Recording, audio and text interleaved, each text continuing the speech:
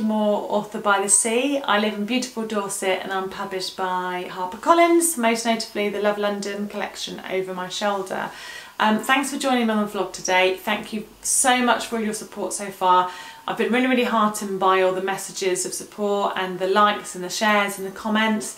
And I'm really glad if kind of, what I'm sharing with people, this advice and these writing tips, sharing my experiences are helping other people. So thank you so much. So this week's vlog is about writing around a full-time job, so finding time to write basically. A big shout out to Kim and Catherine, who are kind of writing buddies in the fabulous Chick Lit and Prosecco Facebook group run by the lovely Anita Faulkner. I've got loads of ideas for different topics in terms of, these vlogs going forward, but I was kind of asking people this morning, what do you think people would like to hear about? And this was a topic that came up about, when you've got a full-time day job that you need, to pay the rent effectively or pay the mortgage, pay the bills. How do you then write, books to be published? So big shout out to them, thank you.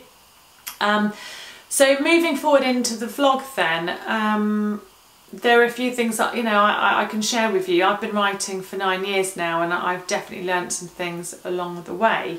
So, over the last few years, particularly when I've talked about having books published, people say, oh, I'd love to write a book if only I had the time.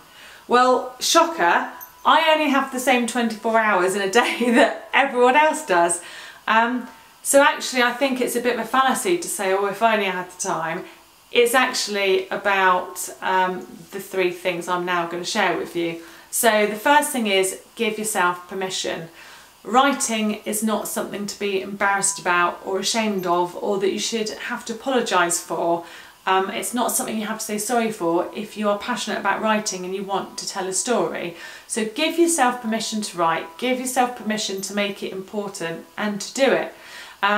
It's a personal journey for people in terms of the writing and whether they feel that they want to kind of not tell anyone what they're doing until they've got an agent or they've finished writing the whole book, which is a massive achievement in itself, or they've been offered that first writing contract. Some people want to shout from the rooftops, I'm writing a book, look at me. I was kind of somewhere in the middle. I told close family and friends and most of them were really supportive. They understood what I wanted to do. I had maybe 2 people that weren't supportive, that kind of poo-pooed the idea a bit or were a bit scathing about the genre I was writing at the time, which was kind of, I guess it was kind of category romance, kind of aimed at Mills and Boon, but kind of longer. They tend to be about 55,000 words and I was kind of more like 80,000. But you know what? When those people weren't very supportive, I was kind of like, yeah, fine, you're entitled to your opinion, I'm going to write anyway. So it's give yourself permission to write, and that's what I had to do. I had to think, this is important, to me, and I want to write. I had a serious illness in 2007, sort of 2008. I was ill for almost a year. I ended up having an operation. And I remember sitting on my hospital bed one day. I had a nasogastric tube in.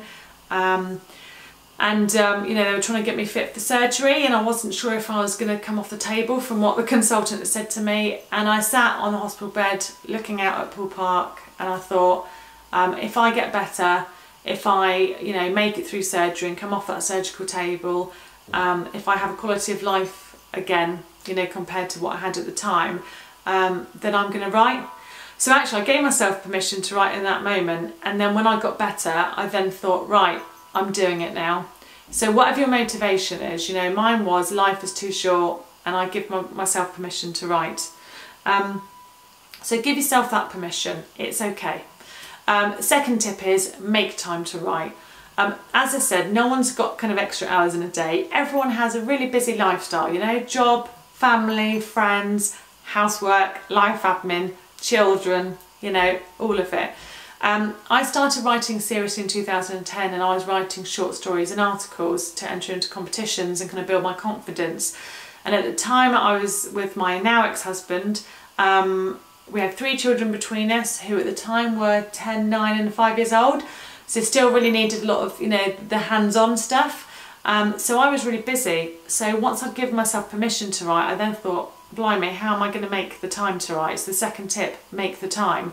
I realised I was losing about 8 to 10 hours of my life a week watching soaps, you know, Hollyoaks, EastEnders, Corrie, whatever it was. And so I thought, do you know what? What's more important to me, watching those soaps or my writing? And I chose writing. So I gave up watching those programmes, and what I did was at least 3 evenings a week when the kids were in bed, I sat down somewhere quiet, away from the rest of the household, and I wrote. And I got those articles and short stories written, and I entered competitions, and I started being, you know, I started winning them and started being a finalist, and that gave me the confidence to keep on going. When I was offered my contract with HarperCollins, my Picnics in Hyde Park, the novel, was originally a standalone novel, and my editor Charlotte, you know, she's absolutely lovely, she commissioned me to write it as a series instead.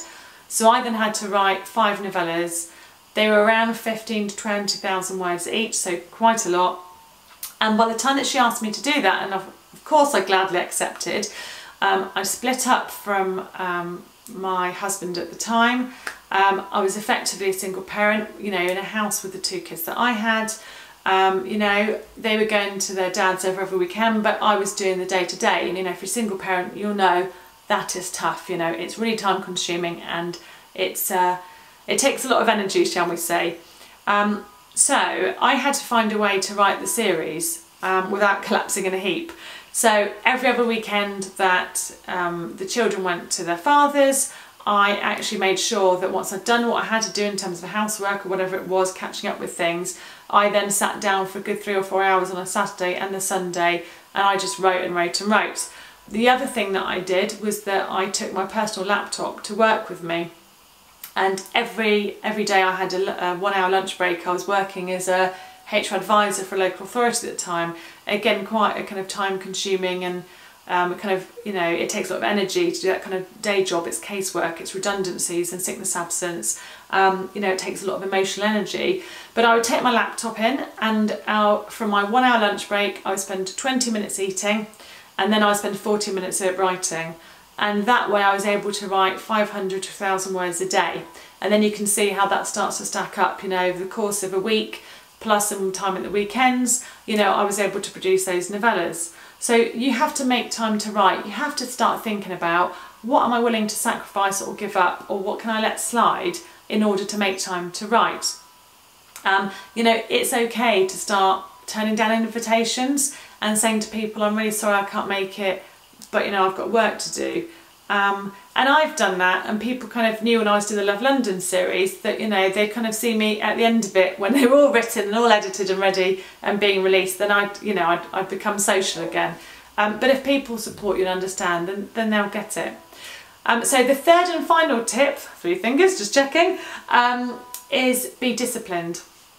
So when you carve out those moments of time for yourself because you've given up housework or downgraded it a little bit, should we say, or, you know, you've given up watching those programmes, whatever it is you've done to make the time, you then have to be disciplined about using the time. Don't fritter it away. Don't spend that time on social media. You know, you can be on social media at the same time as watching TV, you know, on a weekend or something, but when you've got the time carved out, you really need to think, right, this time is precious, and in a way that you've given yourself permission to write, you have to kind of go, and now I need to make the use of that time. So don't fritter it. Sit down, and as you'll get sick of hearing me say, write the damn book. So be disciplined. I guess the only other thing I'd say is, as well, I guess it's not really a tip, but just something I'll share, something that works for me, is actually making the most of my time, is that when I go dog walking, so, you know, we've got a beagle puppy that needs walking twice a day, me and my fiance kind of share that responsibility between us. When I go and take her for a longer walk in the evening, particularly the times that I'm alone, the fiance's away for work, sometimes, yeah, I'll listen to a writing podcast, but actually otherwise I might just put, you know, my earbuds in, listen to music as white noise in the background, and actually I spend my time thinking about my book or my next story. Because actually I really believe that writing, you know, not all of it's done on the page, there's a lot of thinking time, and so I use that time on the dog walk to think about my characters, their motivations, what's going to happen next, even bits of dialogue sometimes, but to kind of unwrap it all. So that then when I do sit down for my allocated writing time, I kind of know what I'm going to write, or I've thought it through, and then I make the most of that time. I hope you found that useful. Thanks for kind of sticking with me and listening to those tips. I really do hope that my advice helps and that you're motivated to write. I would love to hear from you if you found it useful, or if you've got ideas for other topics you'd like to hear me talk about. You can find me on Twitter, please do get in contact, or I'm on Facebook as Nikki Moore Writes. But yeah, I'd love to hear from you. Please subscribe to this channel, leave comments below, and if you come across a tweet or a post on Facebook about the vlog, I would be really grateful if you like and share it if you've enjoyed it. That's all for this week. Thanks so much for listening. Take care of yourselves and have an amazing week. Bye.